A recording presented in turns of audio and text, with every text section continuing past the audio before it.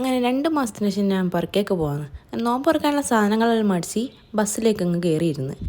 3 മണിക്ക് വരുമെന്ന് പറഞ്ഞ ബസ് വന്നത് 4 മണിക്ക്. അങ്ങനെ തൃശ്ശൂരൊക്കെ എത്തുമ്പോഴത്തേക്ക് നോമ്പ് തുറക്കാനുള്ള സമയത്തിന്. അപ്പോൾ അങ്ങനെ എൻ്റെ ബസ്സിൽ നോമ്പ് തുറയോ അവിടെ കഴിഞ്ഞ്. ആദ്യം ഞാനങ്ങനെ വെള്ളം കുടിച്ച് ദാഹം മാറ്റി. പിന്നെ വിശപ്പ് മാറ്റണ്ടേ അതുകൊണ്ട് ബത്തക്ക, സമൂസ, അട, ബീഫ് റോളും തിന്ന്. അങ്ങനെ അത് അൽഹംദുലില്ലാഹ് കഴിഞ്ഞ്. പിന്നെ കുടിച്ച വെള്ളം മൊത്തം വേർപ്പായിട്ട് തിരിച്ചു. ഇത്രയും ദൂരം യാത്രയൊക്കെ ചെയ്യേണ്ടതല്ലേ.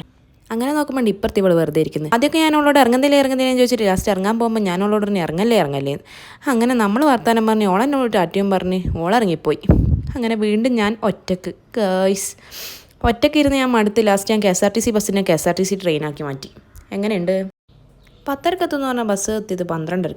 അങ്ങനെ കാത്തിരിപ്പിൻ്റെ വിരാമത്തിനൊടുവിൽ ഞാൻ എൻ്റെ കെട്ടിയോനെ കണ്ടുപിടിച്ചു.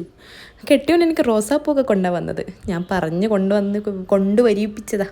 അങ്ങനെ ജീവിതത്തിൽ ആദ്യമായിട്ട് ഒരു ഫ്ലവർ തന്നു. അങ്ങനെ വേഗം പുറക്കേക്ക് ഓടിപ്പോയിട്ട് കാസറോൾ നോക്കുമ്പോൾ 2-3 കടി ബാക്കി. അതിൽ ഒരു ബ്രെഡ് കൊടുത്തുനിന്ന് പിന്നെ ബാക്കി പത്തിരിയും ചിക്കൻ കറി അങ്ങ് എടുത്തുനിന്ന്.